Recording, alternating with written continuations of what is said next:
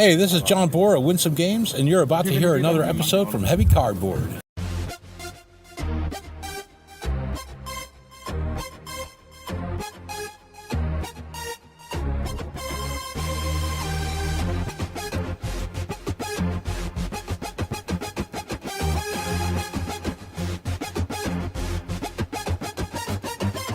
Heavy Cardboard, Episode 63, High Treason.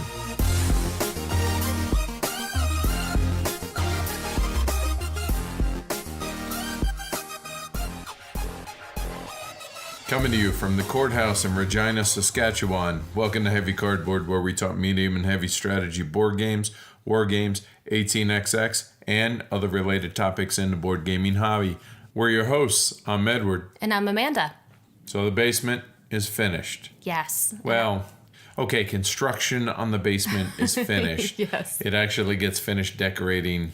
I say finished in quotes, but this weekend. So Yes. Really looking forward to that. Me too. And I'm in love. I don't want to not be down there. If you guys have been on social media, you've seen it. Mm-hmm.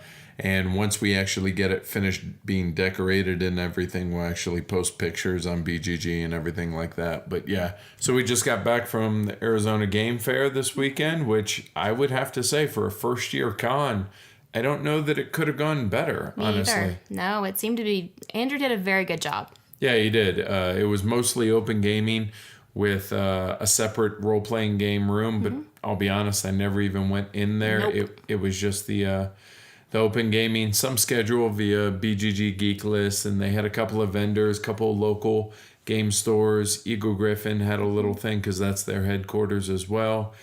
Had the meetup on Friday night, which a bunch of people showed up. Yeah. And talking shop with some fellow podcasters and just meeting a lot of listeners. It was really, really good time. Yeah, it was a lot of fun. And big thanks to Andrew for having us out. And Yes, very much so. big thanks to basically who was our friend and chauffeur, Brian, who we went around with, and he took very good care of us. I felt very taken care of the whole weekend. It was nice. We didn't have to worry about where we were going to go get food or how we were going to get places. We had people that were going to take us places. Yeah, that was nice. And the food was amazing, so that was Yes. cool. Definitely big fan. Already looking forward to next year so we can go back to the blue Adobe grill. Yeah, Sure. definitely. And we got some good games in while we were there. Yeah. Started out on Friday night playing with David Short, designer of Ground Floor, and a few other folks. Mask of Anubis, which is a Japanese-only cool implementation of almost like VR team building exercise, to where one person's describing the maze that they see. They see one portion of it, and then the other people are frantically trying to piece together, like 2D playing pieces, like a dungeon crawl type map. And it really was cool. I'm sure somebody's going to pick it up because there's applications outside of the board gaming hobby that I could see, like companies using this as team building type stuff. But I'll be honest, it was a lot of fun. It was perfect for like a meetup type environment, Right. I think, as opposed to. There were also some really big games being played. I saw Panamax, First Class. We taught Arboretum. They played Trajan. So yeah, pretty cool. And then we played Colonist a couple times. I taught 3 games of it. We actually played Colonist twice in one day. Right. Dominant Species. We played Tramways. The Climbers. I think that's it. That's it. Yeah, it was a very good gaming weekend all the way around. Yeah, it would have been good if we had been at home, Yeah. and much less at a con. So yeah, it was great time. And if you're in the Phoenix area next January, I would wholeheartedly recommend going and checking it out. And I know Phoenix is a big city as far as like physically big. Right. But I heard that some people, it was too far of a drive and they lived on the other side of Phoenix. I'm like, come on, man. Support your local con. Yeah. I mean, it was a good time. Yes, it Definitely was. recommended, and looking forward to next year. Yeah. This episode is brought to you by BoardGameTables.com. If you're in the market for a beautiful, hand-built, custom board game table that is sure to become the centerpiece of your game room, go check them out over at BoardGameTables.com and mention Heavy Cardboard when you do. So a couple congrats to a few of our friends this week. Brandon over at Brawling Brothers for being Geek of the Week on BGG. Way to go, Brandon. Woo! Very cool. And also our good buddy Jason Dinger for getting himself and his game, Captains of the Gulf, featured on a number of newspapers, radio station, and on the local news.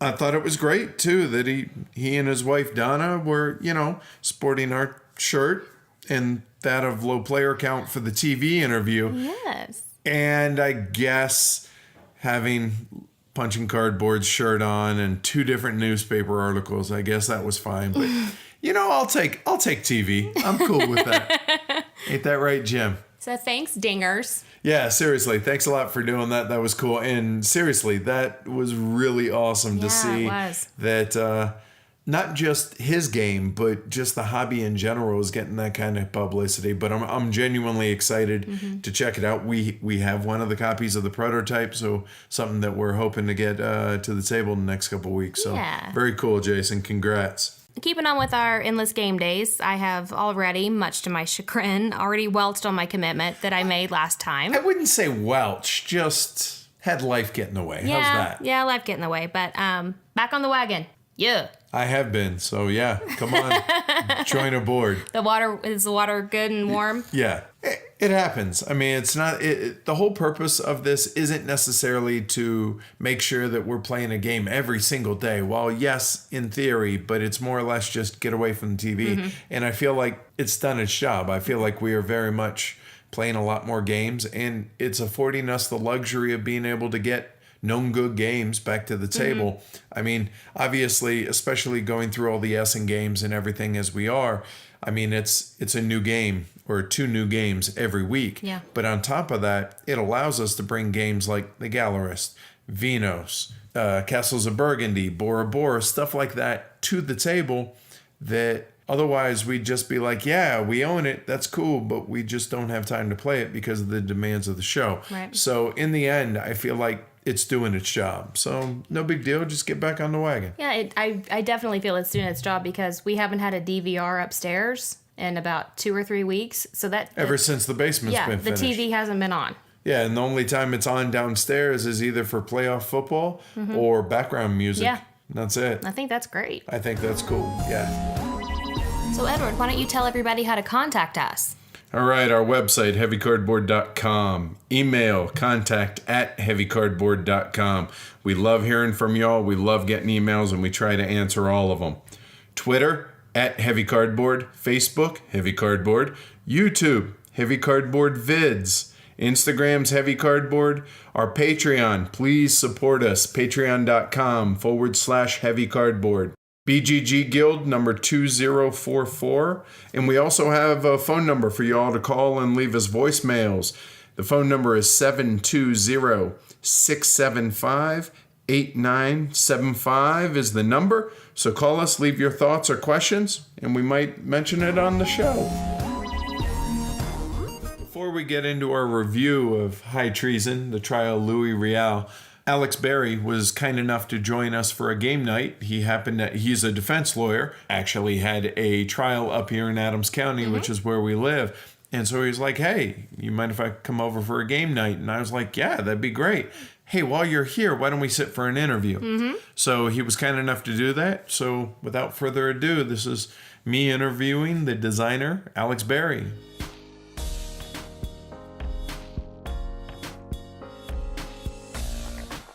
Hey y'all, it's Edward and Heavy Cardboard. I'm happy to have Alex Berry, designer of High Treason, the trial of Louis Riel, with me. He actually came over for a game night one night here and thought, hey, let's sit down and talk shop a little bit. So thanks for coming. I appreciate it. Thanks for having me on, Edward. So first off, what got you into the hobby? I was always kind of liked games as a kid. The game that really got me in was We the People. I remember 10 years old spending my Christmas money going down to the games people in Vancouver, Canada, and buying We the People and just playing that to death that the board would break and stuff. Played it so much that really, wow. Okay.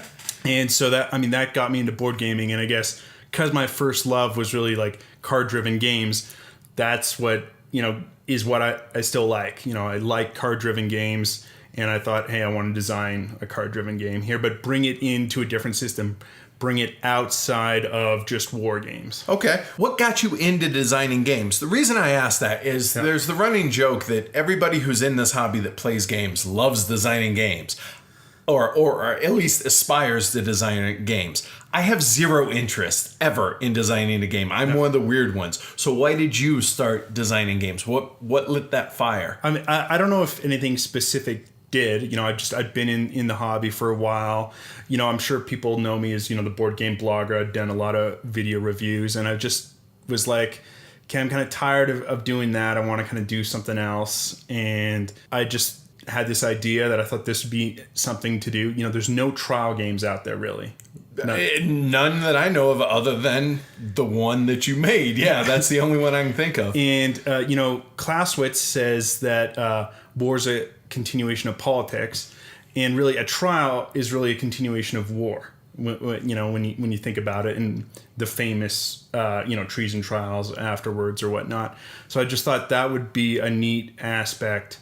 And plus, you know, I'm an attorney, so that kind of... So you come about it honestly in that respect. So your first design is High Treason, the trial of Louis Riel, published by Victory Point Games. So what about the subject matter made you want to design a game about it? Well, part of it was it's the only capital case in history, really, that just had 6 jurors.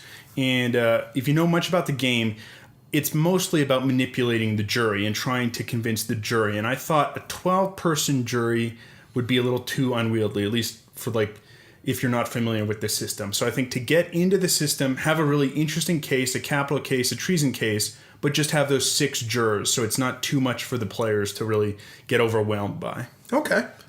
So the history of Louis Riel is taught in Canadian schools. Now, believe it or not, we do have some listeners that are not Canadian. So give a little background on that. Like, why is this a big deal? Why does this matter to Canadians? Sure. Well, it doesn't matter just to Canadians. I mean, he was also, he was a U.S. citizen. After his first rebellion, he came down to America. He joined the Republican Party. He was very, involved in American politics, became a U.S. citizen, that type of thing. And so it's not just Canadian history. It's really kind of U.S. Canadian history, I think. All right. So, but what is it about that, though, that really... I don't know. Why does it matter, I guess? I mean, why does that matter... more so to you, say, than like a Benedict Arnold or other treason cases in general? Why that? Sure. Well, what's interesting, at least from the legal perspective, is it's really the only treason trial in history where the defense was insanity. Because normally you don't want to argue insanity in a treason trial because then you're undermining your political philosophy. Ultimately that's not how Louis himself argued, and he disregarded his lawyer's advice, but that's how his legal team was trying to handle it. Whereas Benedict Arnold, he's just saying, I'm not guilty of this treason, and so it's not as interesting, really. Okay. All right. Because you're throwing in this insanity to defense as well, kind of a little more salacious. That makes sense, because the game... there's a couple different ways to win the game, one of which, if the prosecution doesn't hit at least some sort of burden of proof, you have to get that track up to a certain level. And then there's the insanity track as well, which helps amplify the number of, or the score of the jurors that you're going to get, it's fascinating to me that, how did you go about this as far as theme, mechanics, which came first? Well, the mechanics kind of came first on, I wanted to have this jury trial. I wanted to have the jury selection. I wanted to have, the case in chief, the summation. And so on that note, though, you had I'm going to make a trial game. Yes. That first and foremost. Right. And then the mechanics fit it. And then what trial do I want to pick to have those mechanics work in it. Okay. Yeah. All right. And then how did that process come about? Like, what all went into it? I just researched a bunch of trials, and then I decided, okay, let's do Louis Riel because of just that 6 jurors. And I think there's that appeal, I think not just to Canadians, but to everyone, really, because there's just unique factors in this trial. So I basically I got the entire trial transcripts and just read through the entire trial transcripts to come up with the cards, that type of thing. That's fascinating. Yeah. So I'll be honest, before hearing about the game, because when I first heard about the game, I was like, really, a trial game? There's nothing like that. I've never heard of that. So I was fascinated at the idea of the game first. But then once I read up about the game itself, just like a good war game, it gets me interested in learning about the history, because I'm a dumb American in this respect that I had no idea who this guy was. I'd never heard of him before. And I was really fascinated in the history of this and how it came to be and who he was and why he matters and all of that. So I think you did an awesome job of tying the theme into the game and it feeling like a legitimate trial as much as a game can. Yeah. You're Canadian. You're originally Canadian, Yes. right? Yeah. Just like Lou Riel, I came down to Right, the States. right, and now you're a U.S. citizen. So, do you think you'll ever be pardoned or exonerated by the Canadian government? It probably has already happened. He's probably already been pardoned, and I'm just not aware of that. Or I don't think he has. No, Okay. I don't think he has. Because actually, I asked a couple of folks, "Hey, do you have any questions?" Because they knew I was going to interview you, and fellow Canadian, or I say fellow, you're an American now, but you get the idea. And he asked this question: do you think he'll ever be pardoned or exonerated? And so I was like, I figure you know the history much better than I do. So what do you think, though? Under the understanding that he hasn't been up to this point. Yeah, I mean, I'm sure it'll happen. I mean, the Prime Minister's recently made apologies for the Kamagata Maru incident, where basically a whole bunch of Sikhs came to Canada, wanted a new life, and we just said, hey, we're not going to let you settle. And so I think we're coming to grips with kind of our discriminatory past, and so I'm kind of surprised that he hasn't already been pardoned already, but I imagine that would come. I mean, just as we see how the government kind of mistreated the Métis people, so it's got to come. It definitely seems like the dude got railroaded. Yeah. He really, really did. And in my experience, only a few plays of the game so far, but in my experience, the opposite happens in this game. When you're new to the game, it seems that the defense it's tougher as the prosecution. Yeah. It's tougher to prosecute successfully, and I'm apparently a terrible prosecuting attorney. Well, the burden of proof, like in any trial, it's on the prosecution. And so that's kind of in the game. So if the defense player doesn't really know what they're doing and they don't have a deliberate strategy and they're just like, oh, this card seems good at this point and this card seems good here, and you're not focusing on a deliberate strategy, the defense player is going to win. But a knowledgeable prosecution player has, I think, a slight advantage type of thing. It's like in maybe, say, Twilight Struggle, where the Soviet player probably has about a 54-55% chance of winning if they know what they're doing. So about the similar in this respect, even though you're a defense attorney, you didn't give some sort of little scapegoat, little trapdoor for the defense, huh? No. All right. All right, so moving on to why did you choose Victory Point Games? Well, Victory Point Games, I think, is willing to take the risk of publishing kind of unique titles and ones that kind of incorporate history. When I first met the publisher, Alan Emmerich, his vision of how the game would be was very similar to mine. He wanted the flavor text in there, the historical text, so people are learning about it. And I showed it to some other publishers, and they wanted to kind of almost Eurofy it and be like, oh, well, we'll have, symbols here for everything. And, it's going to take up too much on the card if we put on the historical text. And I think the history is just so important of this, and that's you're getting the flavor, you're getting the narrative. And so just Alan's vision was kind of similar to my vision. And I'll be honest, normally flavor text, whatever. I normally don't care about it in a game. I hadn't read it all before going into my first game. I was actually interested because you do a good job of explaining, oh, this is the chief, the head of the prosecuting team and everything else. And it really helped teach you the history of the game or the history of what actually transpired. And I like the fact that you threw in a couple of alt history cards to throw in the whole what if. What was the inspiration behind those? I mean, these were key players in his rebellion that, could have testified or not testified. So, I mean, Gabriel Dumont, a lot of the witnesses basically seemed to say he was the one in control. And so he didn't actually surrender to the Canadian authorities. He fled to the United States. Right. And, had he testified at the trial, it could have been just drastically different. And so I wanted to kind of put those in place. Or, Chief Poundmaker, who didn't testify but was charged ultimately in his own separate trial. These are important people who really could have been in the trial. And so when you're replaying these kind of historical games, it's already kind of an alternate history. It's events maybe happened or they didn't have as big of an impact. And so, hypothetically, a couple other witnesses could have testified at this trial. And I mean, it's clearly designated that these are the what if cards. So if you don't want to play that way, you don't have to. Right. And we took them out for our first few plays because we want to kind of keep it historical in that respect. And even though, like I said, I'm a terrible prosecutor and I can't seem to get him, we're really enjoying the game.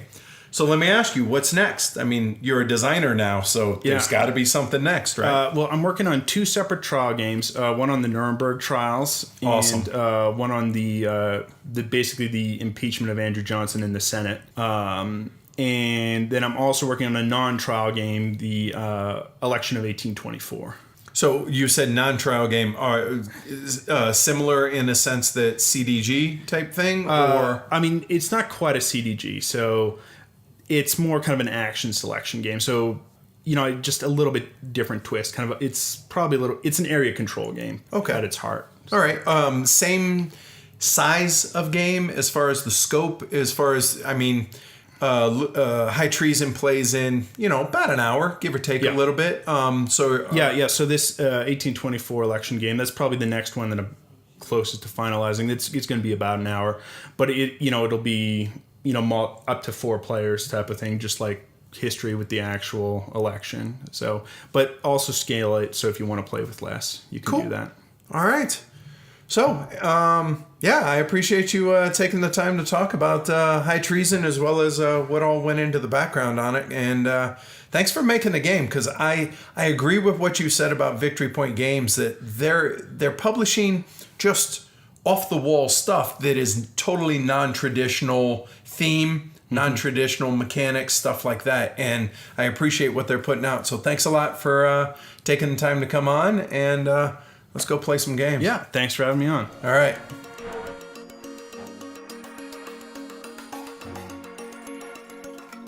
Thanks, Alex, for sitting with me to talk a little bit about both High Treason, but also design ideas in general. And I got to say, it's exciting, that another up-and-coming designer is here in the greater Denver area. Always cool. Yeah, it's really cool. I'm excited about his games that he has in work right now. They seem really cool. I'm looking forward to them. I'm looking forward to it. So thanks, Alex. All right, guys, let's get into High Treason, the trial of Louis Riel. Edward? Published in 2016, designed by the aforementioned Alex Berry. The artist is Tim Allen, published by Victory Point Games. It's a 2-player only game, plays in 30 to 45 minutes or so, and believe it or not, it's actually well available direct from Victory Point Games, about $25-26 or so. All right, let's tell everybody what's going on in the game. Visionary, patriot, rebel, revolutionary, traitor. 130 years later, you'll hear all these terms used to describe the leader of the Metis people. In 1885, Louis Riel helped lead, along with Gabriel Dumont, the Northwest Rebellion against the Canadian government. It was short-lived, however, as within 2 months, thanks to the advent of the Canadian Pacific Railway, Riel turned himself in to the Canadian forces. 2 months later, he stood on trial for the charge of treason, and this is where the game of High Treason begins. High Treason is the 2-player only game where the players represent the prosecution and defense of Louis Riel respectively. It's a card-driven game akin to other games such as Twilight Struggle or 13 Days.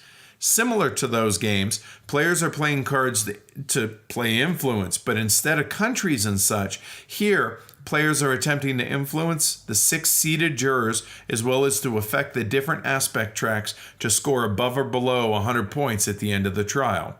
Whether Louis Riel meets his fate at the bottom of the gallows rope or is acquitted is all in your hands. Good luck and Godspeed. Let's talk about the cardboard. Starting with the components, it's a typical Victory Point Games production. It has laser cut chits, which I'll be honest, are really thick and real nice in that respect. Yeah. But they're a serious pain in the ass to punch out of the sprues. Definitely recommend using a X-Acto blade or some sort of razor blade to cut them out for where they're attached to the sprues. It's not an easy punch game for sure. Oh, okay. And I also noticed that Victory Point includes a little napkin for you to wipe off the edges with. Yeah, wipe off the soot because Yeah. it's laser cut, and so yeah, that's kind Nice of their touch. thing. Yeah, I appreciate that. The cards are solid quality. They're non-linen, but that's neither here nor there. They're decent core. The main board is just cardstock, much like many war games, which is why we keep a piece of plexiglass just for this reason. For those curious, ideal size for something like this, 24 inches by 18 inches, pretty much a perfect fit for this, win some games, and a lot of war games. So definitely, if you don't have that in your board game collection, accessories or whatever, highly recommended. Yeah, and you can get that at like Home Depot or whatever, and they'll cut it to size, right? Right. Yeah. Now, I mean, you don't need it to play it. You can keep it. It's just, it kind of, bends. It's more convenient. Yeah, and it just keeps everything flat and makes it a lot easier to move the chits around and not have to worry about all that. Yeah. The board, like you were saying, is just a little folded up piece of paper. And Well, cardstock, yeah, but and the rule book is actually like that as well. It's just paper that has been folded in half and stapled, which I assume that attributes to how cheap the game is to purchase. as far as low cost, Right, you mean? right. Yeah. I know that Victory Point Games is doing away with their in-house publishing and they're going to actually outsource it. So I assume that means the quality of the components is going to go up. And I believe it shuts down later on this summer. So just an FYI. Oh, okay. But I'll be honest, the game costs $25. Yeah, I'm not expecting a high glossy. I don't rule book. expect Eagle Griffin game, Exactly. like the Deluxe Vinos, that type Right. thing. So I think it's totally in line with the price paid. Oh, absolutely, yeah. As far as the box size goes, it's a pretty small box, but it's a typical size for Victory Point games. It's 9 inches by 6 inches by 2 inches, or 23 centimeters, 15 centimeters by 5 centimeters. The actual box itself is just corrugated cardboard flip-top box with a sleeve that goes over the top. Think for those that have seen like Euphoria or some of the Columbia block games. Columbia Games block games. Very similar in as far as the composition of the box itself. And for people like me, it's about the size of a hardback book. Okay. You can't really, because you tell me space points, and I'm like, what? Okay, gotcha. All right, graphic design. Well, there's some issues here.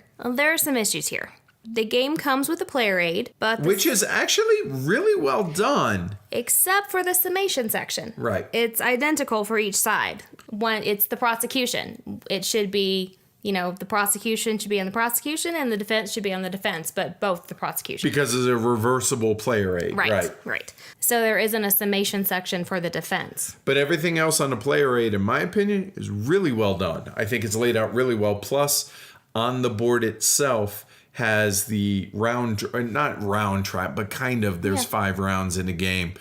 Jury selection, the trial in chief, and then the summation and deliberation. And so the player aid is kind of done on the board itself as well as the player aid in front of you. So you have 2 reference points. So big plus there, in my opinion. Yeah, I like that. We thought that the George Kerr card was a misprint Why? because it's labeled as a prosecution witness, but all of its actions and flavor text favor the defendant. Right. And so we were like, okay, this has got to be a misprint. So we should highlight this. However. Right. So as I was doing the research for the episode, it turns out that it was not a misprint at all. He was a prosecution witness, but he aided the defense instead. Right. So he actually the prosecution calls him up. He takes the stand, and dude's like, "Nah, he wasn't really running the show." Right. So, but the prosecution was in such a hurry to try to get this to trial that they basically just completely screwed up with George Kerr. So I thought that was a pretty cool little insight there. Yeah, I dig the historical nod there. The fact that, they didn't vet their own witness in that respect. So that was very cool. On the board, the insanity track shows arrows facing the wrong way with regard to aspect movement. But other than that, Mrs. Lincoln, how was the play? No, I mean, seriously, they're not deal breakers, but they do give the game a bit of a kind of a thrown together feel.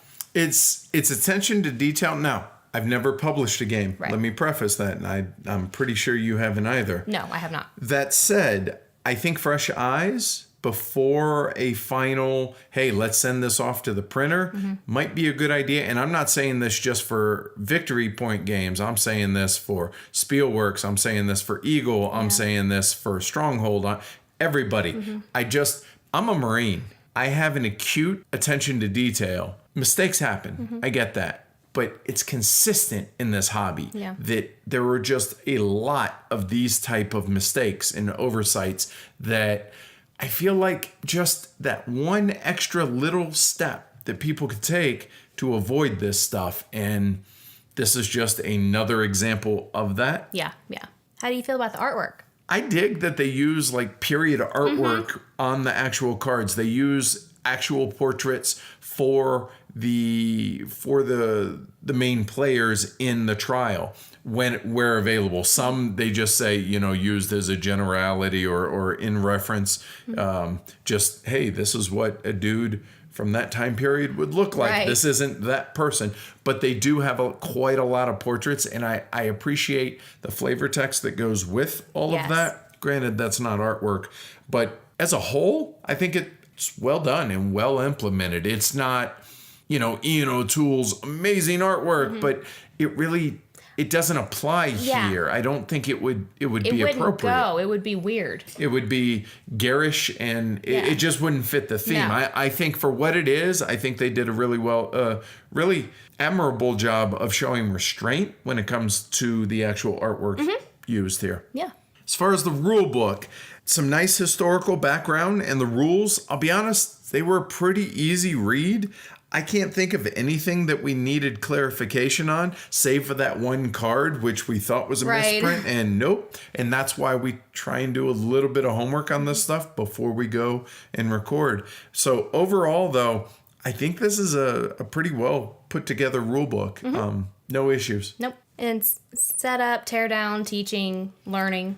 For setup, really simple. Just separate chits into piles, randomly select each of the 3 types of chits onto the 12 juror cards, place the markers on their well-marked starting locations on the board, shuffle the deck. That's pretty much it. There's not too much. There are quite a few moving pieces with all the different kinds of chits and everything. So I would say from out of the box, maybe 10, 15 minutes for setup, if that. Maybe for your first time. After that, you're under 5, I would say. Okay. As far as teardown, equally quick as setup, if not quicker, since you don't have to turn all the chits for the jurors on a certain side. A handful of baggies, and you're done. Boom, less than 5 minutes. Yep. As far as teaching and learning, as easy as the rulebook is to read, it's really an easy teach. Anyone familiar with a CDG or card-driven game is going to pick it up real quickly, and honestly, even those that are gamers are going to pick it up pretty quickly, I think. There's not too many rules. No, explain the basic concept, the 5 rounds of the game, like I said, jury selection, the 2 trial and chief rounds, the summation and deliberation, and then how and why of locking jurors and the aspects, and then talk about, 100 points.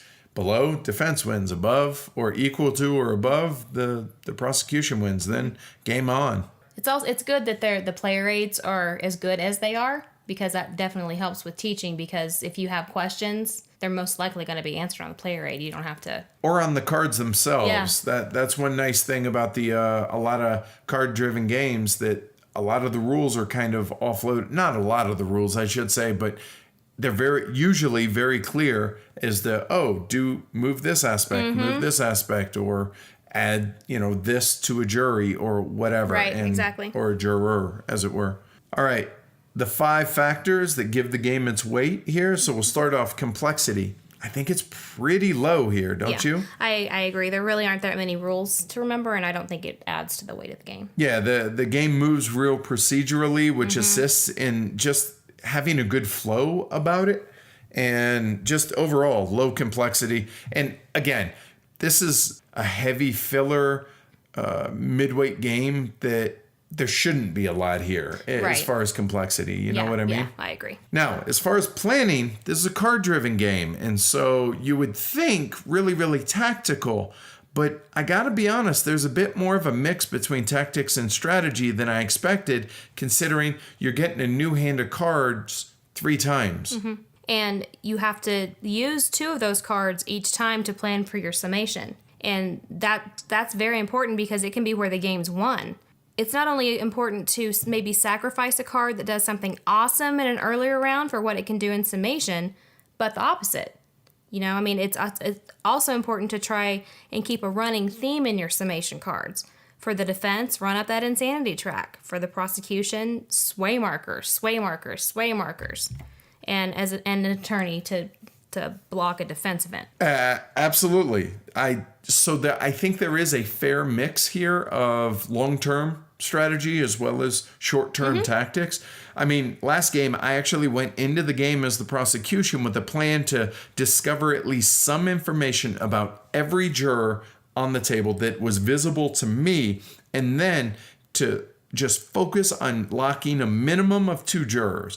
I was not going to focus on the aspect tracks nearly as much as I was on the jurors, and I was able to do that even though the cards that I drew, I kind of had to manipulate a little bit more than I wanted and kind of work around them instead of them working for me. Yeah. That also could be why I was a little hard-headed in my long-term plan and why the defense won, in that case, why you won.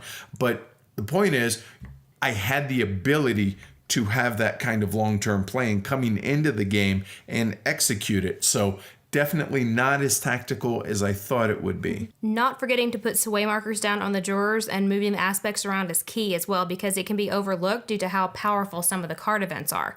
And that not only requires planning, but discipline too. It does. Stay on target. Exactly. Oh, but this cool, look at this candy. Stay on target. Pretty much.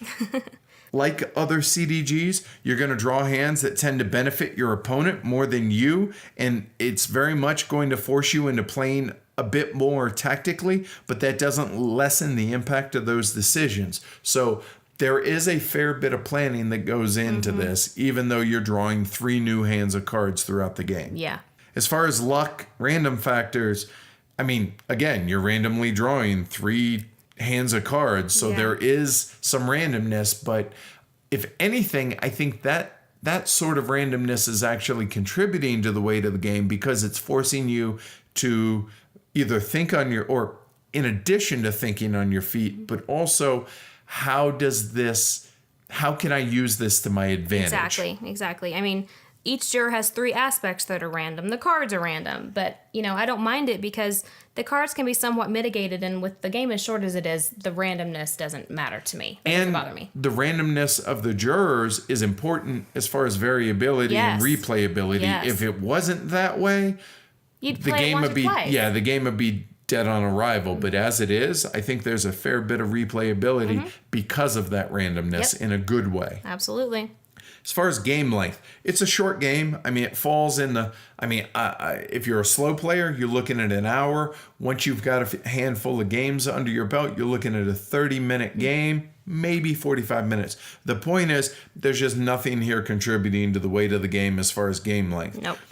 Now, as far as getting it, though, I really think a full game is necessary so that players can see everything from jury selection all the way through deliberations, but also to feel the impact of all of their actions that started in jury selection that isn't going to be necessarily apparent until you get to the end of the game, especially that first game. Yes. I mean, it definitely took me an entire game to fully understand the aspect tracks and how to use them to my advantage. For some reason, I had a hard time wrapping my brain around that the aspects needed to be low on the defense side and high on the prosecution side. That was so confusing to me until I saw final scoring, and then you're like, well, not only that, but then the insanity track for the defense, the higher you're able to move that up, at the end, you're able to bump all the aspects down 1 or 2 bumps, which is massively impactful. Yes. With that said, where do you think the game falls as far as medium, heavy range? Medium. I think it's solidly medium, which I think is pretty cool for a game with this short of a playing time. So what makes the game enjoyable? First and foremost, I mean, the theme. It's well incorporated. I got to be honest, it easily lured me into learning more about the history of Louis Riel, which, as an American, I'll be honest, I had no idea until I heard about this game. Been a blip on the radar. However, because of this game, it made me interested in the history of him and the circumstances that got him to the trial and the circumstances around the trial. The fact that this is the only capital case, I think, in North American history that only had 6 jurors as opposed to 12, and how they illegally, the Canadian government illegally railroaded and was able to move the venue to where it would be more beneficial to the prosecution in the trial and all of that. And I found that fascinating. And I'm the world's biggest 5-year-old when it comes to why and tell me about that. And I love my history, and thanks for putting this on my radar as far as Alex and Victory Point Games and Alan and everybody there, because I thoroughly enjoyed reading up on this and learning about a topic that apparently is taught in Canadian schools that me as an American was just completely ignorant about. Completely oblivious. Never heard of Louis Riel ever. I like it in another form because it's a completely different game depending on what side you're playing. It's fresh. If you play, the first time you sit down to play is the defense, it's fresh. The first time you sit down to play the prosecution, it's fresh. I mean, the cards are the same, it's all the same deck, but each side has to sometimes just simply make do with the cards that were dealt to them. I like that puzzle and problem-solving aspect of it. I agree with you, and I'd take it one step further to say that I think it's fresh the first few times you play each side. The reason is you can go about winning the case, at least in theory, in different directions. You can focus on the aspects. You can focus on the jurors. You can do a little bit of each. You can plan for a huge, summation and really try and wreck shop there. You can focus on trying to force the prosecution to where they get a minimum, or they don't get a minimum burden of proof, which if they don't get that, boom, he's just not guilty due to lack of evidence. So there's a bunch of different ways that you can try and fight the system as the defense. And as the prosecution, yes, you need to focus on locking jurors, but there's other ways to manipulate things. And so there's a lot more depth here than meets the eye from just an initial play. So I definitely think it's fresh a few games on each side after that first play as well. The jury selection, I find tense, and it's really, really meaningful. By the end of jury selection, but before each side starts dismissing jurors, you know quite a bit about the jurors, but you don't know all the info. And so you have this imperfect information coupled with reading how your opponent used that information. Are they peeking or revealing other juror aspects? And it makes for a bit of inductive and deductive reasoning and a little bit of metagaming. Why isn't Amanda excusing that juror? Does she know that he has more prosecution leanings, or is she just stalling? Do I need to worry about excusing that juror, or do I let her take care of that so I can get rid of this other one? Because ultimately each side is going to dismiss 3 each. So 6 of the 12 jurors are gone. So you only can dismiss 3. You have to choose carefully, but there may be a 4th or a 5th that you want dismissed. So can you manipulate it to where it looks like the other side is going to want to do your heavy lifting for you? And so I think it's surprisingly clever, the way the jury selection goes. And I really, really enjoy that. It's the mechanics involved in deciding whether to just peek at a juror's aspect or simply reveal it to all to see it's hard because, I mean, in my experience, it's been that the majority of the prosecution's events are to peek, while the majority of the defense is to reveal them. So if you really need to know those, you really need to know those aspects of those jurors, but if you're playing the defense, you don't want the prosecution to know everything. Because you're giving away free information. Yeah, and that's no good at all. Right. It's definitely just really, really tense and fun. It's like voir dire should be, right? Right. We enjoy reading the flavor text on each card before presenting the card and kind of like to role play in a sense that we'll say, the prosecution is calling Gordon, or whatever. We just being silly, having fun. I think it adds to the theme. And I know, theme schmeme, some of you listening to this, I get that. But if you're playing this game, you've got to be playing it for at least some aspect of the history and the fact that, it's Law and Order, Wild West style in a sense. The card game. Yeah, it's just fascinating. How many trial, lawyer games do you know of out there?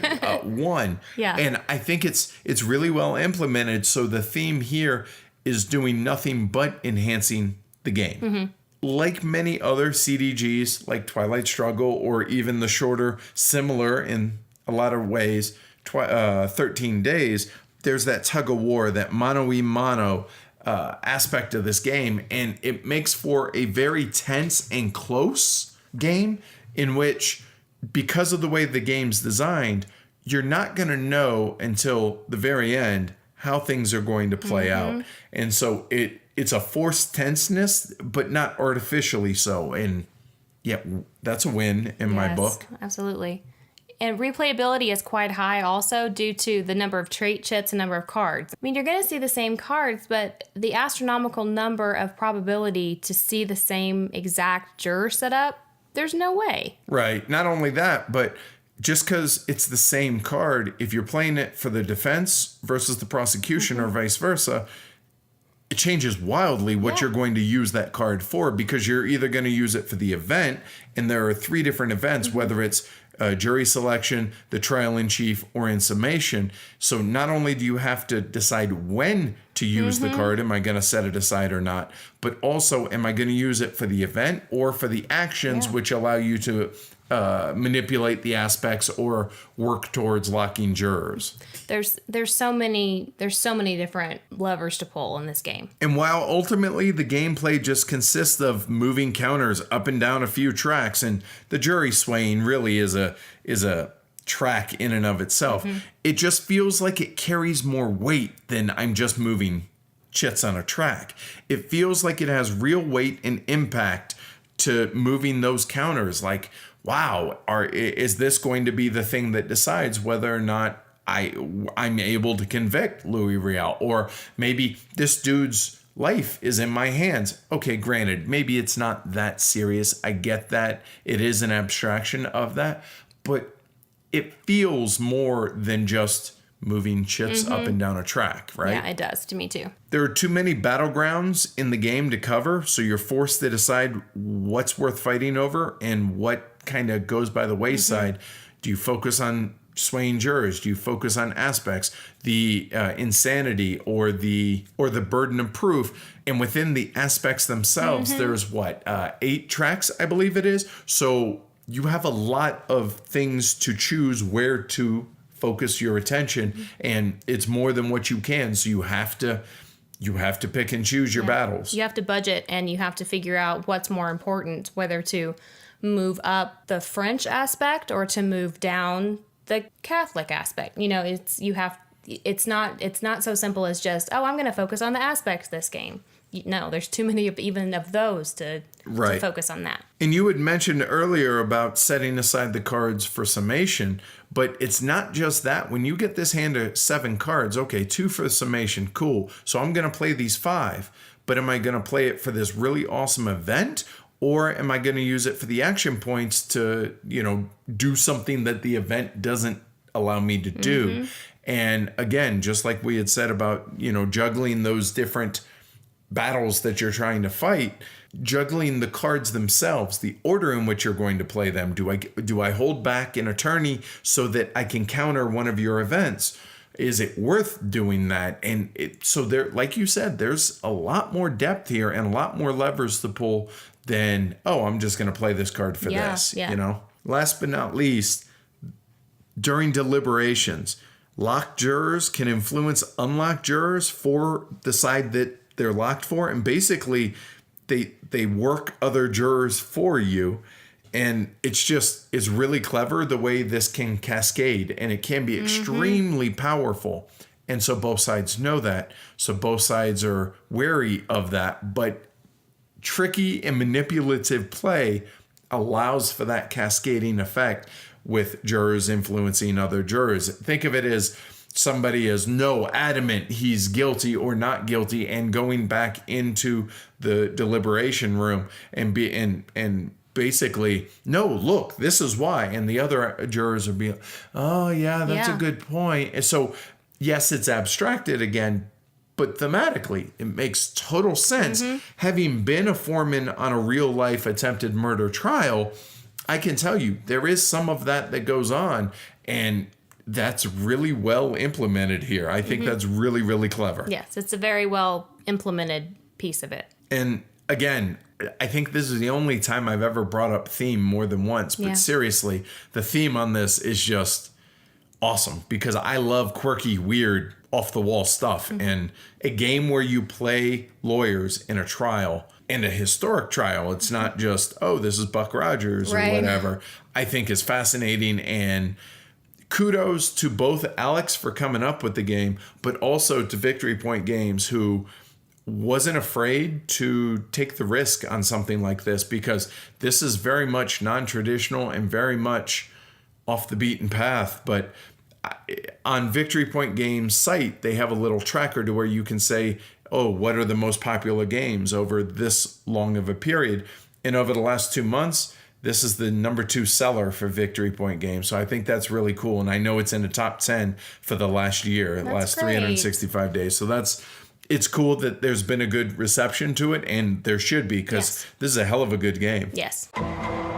All right, so flip side of us gushing about the game, as far as the negatives, what you got? Well, I understand that it's obviously a large part of the game, that some of it is guesswork when it comes to the jury pool, but not knowing all the information can be frustrating. I suppose so, but as a poker player, I'm used to dealing in imperfect information, and so I kind of like the inference that you have to make, and the I don't know this, but just by the way that you were doing this or avoiding looking at this, you know enough about that to where I can make some educated guesses on that. I appreciate that, so I see that as a positive. That said, I can see that fellow 18xxers out there, train gamers who appreciate perfect information games, you're not going to get that here, so steer clear. Right. But again, in a 30 to 60 minute game, I would think most people would be okay with that, provided the context of what the game is. Yes, you know going in what's going on. Right. And I mean, it's more frustration than anything, but not getting the cards that you want when you need them. That's frustrating. I get that, but again, and I'm not trying to shoot down. No, I know. I totally agree with you, but again, just like in a game, if you don't like Twilight Struggle, maybe the theme would appeal to you in this, but you're probably not going to like it for the same reason. You're going to get some cards that aren't good for your side, but at least you can use them for other actions, right? And that's going to happen with any CDG at all. And I understand that, but I'm just, you're just grumpy whenever you don't get the cards, and you're like, oh, sure, you got a good hand. I'm just being a grumpy butt. Totally. But one thing that we didn't mention is you can mulligan your hand once per game. So if you get a really bad draw, you can mulligan. Yeah. Right? Yeah, that's true. All right. So the only real negative that I have is something that we've already talked about, and that's the component quality. It's substandard for what most folks are going to be accustomed to if they're not used to Victory Point games. That said, this is typical for Victory Point games. Keep in mind the cost, though. $25 for it. I feel like it's totally in line with what you should expect, and I think the gameplay more than makes up for it. Oh, absolutely. I would agree with that.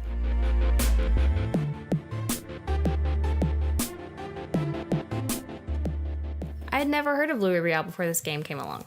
And, being American, his case just isn't something I knew about. And to be perfectly honest, I'm not even sure that I ever knew there was any kind of rebellion in Canada ever, because, they're so nice. But I remember when Edward first started bringing up the game, I was immediately intrigued and wanted a copy. And in fact, I damn near ran to the Victory Point Games booth at BGG-Con to buy the game. I was so excited. The game has an extremely cool premise and theme, and the theme shines through in spades. Whether you play the defense or the prosecution, you're in for a very good, thought-provoking gameplay and a very good weeknight game. And, let me also say, with as many ideas as VPG seems to have, I do not imagine that their World on Trial series will only have High Treason in it for long. And I can't wait. If the theme appeals to you, the game's going to appeal to you. I think it's that simple. While the jury selection and the way the deliberations works are both unique and interesting mechanics, this is one of the games that theme trumps everything else. It's a CDG. If you like games like Twilight Struggle or 13 Days, I guess would be a more apt comparison based on the weight and the time investment. If you like that type of game, you're going to like this. But ultimately, it's the theme that's going to drive it. And if you're into history, like I am, I can highly, wholeheartedly recommend the game. Very, very well done. Good job, Alex. Good job, Victory Point Games. All right, Amanda, why don't you tell folks how we go about rating games? All right, we rate on a 1 to 6 scale. 1 being, it's not me, it's you. We have no interest in ever playing this game again. Don't give it away, do not send it to Goodwill. You light that thing on fire. 2 is, it's not you, it's me. We simply just don't like the game. There's just not anything that we like about it. 3 is, we feel the game is below average. There may be some redeeming feature of it, but 4, we feel the game is above average. Mechanically or in gameplay, there's something good going on and we may wish to own a copy. 5 is a terrific, even great game. We really strongly like the game and are likely to own it. 6 is a Hall of Fame game. No brainer, drop what you're doing, run out, and buy it now. What's your rating? I gave it a 5 for what it was, which a fantastic game. Now, it's a $25 game. It's not a $100 game. And by that, I mean, keep everything in perspective. For what it is, I think it's a fantastic little school night game, like you said. Or a great way to start a game day while you're waiting for other folks to show up. Or in the game day, either way. I rated it a 4. I almost rated it a 5, but I hesitated and questioned myself, and as we've said in the past, that's always a good indication that it's not a 5 to me, or it's not a higher number. So yeah, it's a 4. But for what it is, it's an awesome, awesome game. I very much enjoy it and would highly recommend playing it. And that's High Treason, the trial of Louis Riel. We want to thank the great folks over at Game Surplus for their sponsorship of the show. Fantastic folks, a great reputation, along with an ever-growing, amazing inventory of imported and hard-to-find games. Well, you can see why we're proud to be partnered with Game Surplus. Their tagline is home of great games at great prices, so check them out at gamesurplus.com. And when you do, remember to tell them Heavy Cardboard sent you.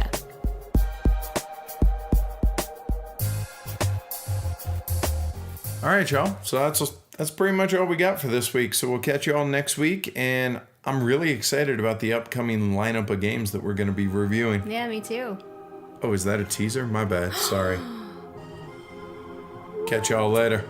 Bye.